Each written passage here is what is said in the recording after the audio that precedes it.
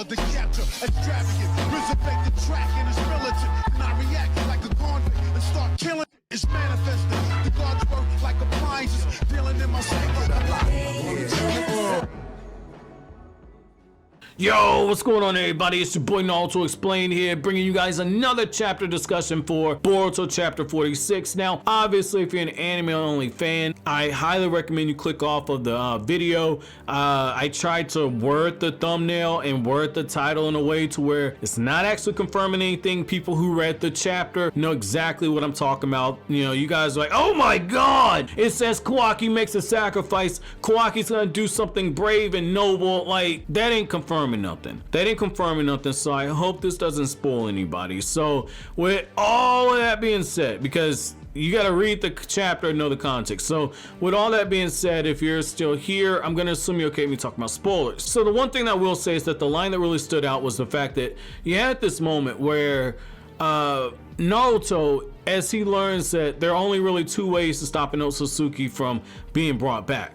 The first is that you kill the vessel. In this case, they're referring to Boruto. And then the other case is you kill the Otsutsuki and you still kill the vessel. And that's in reference to Kawaki. Even though Amano didn't say that, there was enough there that really implies that. So the thing that I will say is that I really feel like Kawaki's at a point, based on everything that we know about his character, that Kawaki is gonna make that sacrifice where he's gonna offer his life in order to prevent Isshiki Otsutsuki from being brought back. Because here's the thing that we do know, okay? Here's the thing that we do know. Kawaki is a very smart young man. We've seen that on numerous occasions.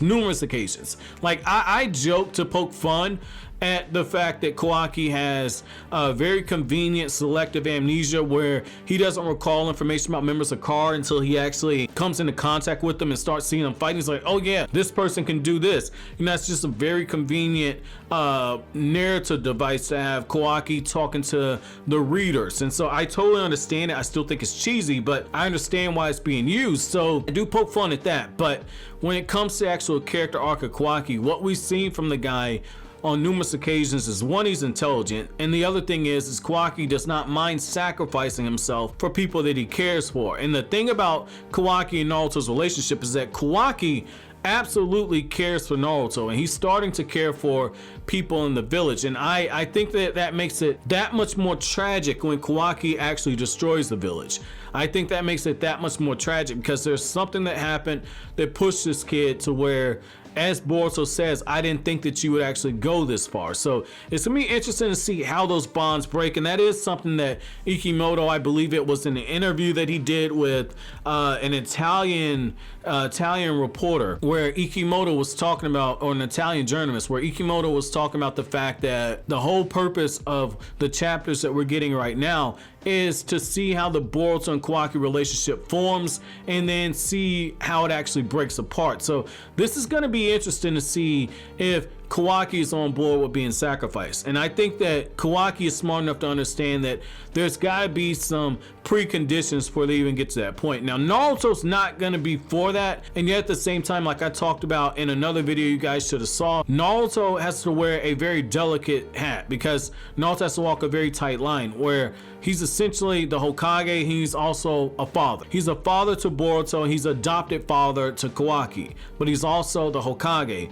He has the lives of thousands of people to consider, and because the Otsutsuki are a planetary level threat, he has the lives of billions of people to consider. So I totally understand how they're building this up to where Naruto has a bit of conflict. And if you go back and you look at the chapter, and if you use my favorite word, if you look at panels, okay, if you look at the panels in this chapter, you see the moments where Kawaki is being built up. Like, I talk so much about panels in the chapter reviews, and sometimes it pisses people off because, frankly, I think some of the artistic critiques go over some people's heads. And the other thing is, people are like, you have to point out every single time, manga is visual storytelling. The manga panels, the artwork is a critical part in actually telling the story. It's as important as the actual story that you get from the dialogue and action. It's three things that make a manga chapter: the actual artwork, the dialogue, and the action takes place in the story. So it's a critical part. That's like telling somebody that does an anime review to not talk about animation when they use still frames and they're just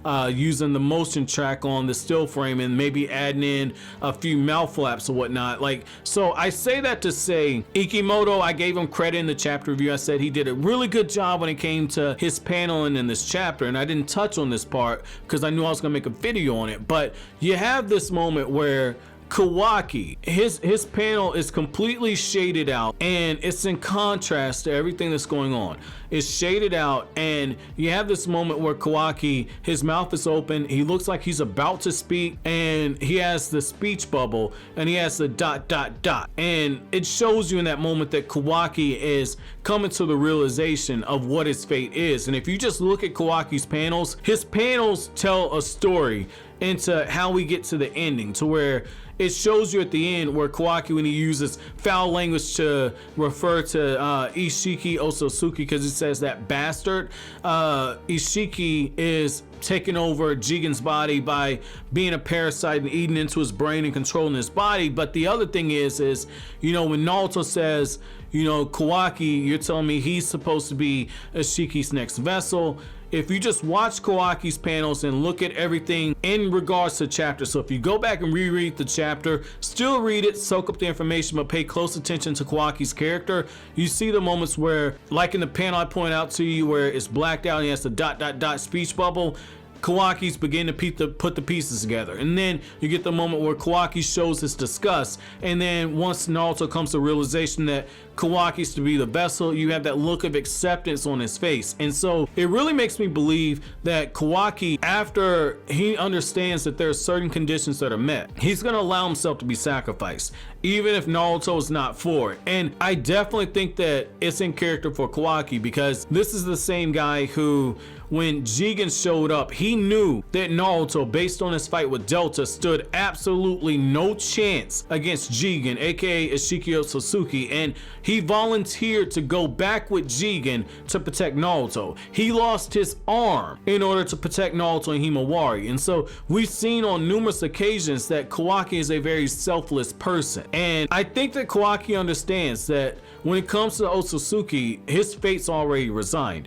If they kill Isshiki because he has the karma seal, if they don't find a way to get it off of their body, that Isshiki is going to be able to take over his body and Kawaki's going to cease to exist. Much in the same way that Boruto will cease to exist once Momoshiki takes over his body. So I definitely think that Kawaki, if there are conditions met. So I think that there are going to be 3 conditions that are going to be met. And I think that one can be cleared right away by Amado. So the very first one, I think that Amado has to confirm to Kawaki and Naruto that Jigen has no scientist and no other way to continue any type of research to where he can pass on Ishiki's karma seal, going through hundreds of children, much in the same way that Isshiki went through hundreds of children before you found Kawaki, and Kawaki was compatible with this karma seal. So I think that that's going to be a case right there. I think that they have to confirm that Jigen no longer has access to that technology in the car organization. I know Amado downloaded a bunch of files, but as you guys know, just because you delete something off a computer, just because you download something onto a hard drive, does not mean that there's not another copy somewhere else. Amado's like the IT guy, so I would think that he scrubbed everything clear, but Amado's also a human being. He can also make mistakes. So I think that that has to be confirmed. I think that they have to confirm that Isshiki cannot make another vessel unless he purposely gives them the karma seal. And I think that that's the first thing. I think the second thing that has to go forward is they have to have a foolproof way to actually kill an Otsutsuki. If Amado's suggestion on how to kill an Otsutsuki is correct, if it turns out to be true, or it turns out to be plausible where it can take place, I think they have to kill Isshiki. And the third thing is, I think that there has to be absolutely no way to contain the karma seal, or there has to be no way to actually stop the karma seal from taking over their body, to where Kawaki is going to allow himself to be sacrificed. And the one thing that I will say is I wasn't a huge fan of this theory where people said it's because of something Naruto does that Kawaki attacks Konoha. But because we had that interview with Ikimoto with the journalist from Italy, in that interview, Ikimoto was talking about the fact that, you know, a big part of the focus that they have with, I believe it was the journalist from Italy, but the big part of the focus that they have in the manga is telling the relationship of Boruto and Kawaki. It's not like Naruto and Sasuke. I like how he pointed out Kawaki is not a Sasuke clone. They're very different characters, but the whole thing is you know, it's showing how they bonded. It's showing how they get to a point where they have to work together. It's a little begrudgingly, but they have to work together, and that bond ends up forming, and then it begins to splinter. And that's how they're building towards that flash forward sequence where they're fighting one another. And the thing I would definitely say is that Kawaki, at the end of the day, is a human being. And you know, I know a lot of you guys are teenagers who watch the channel.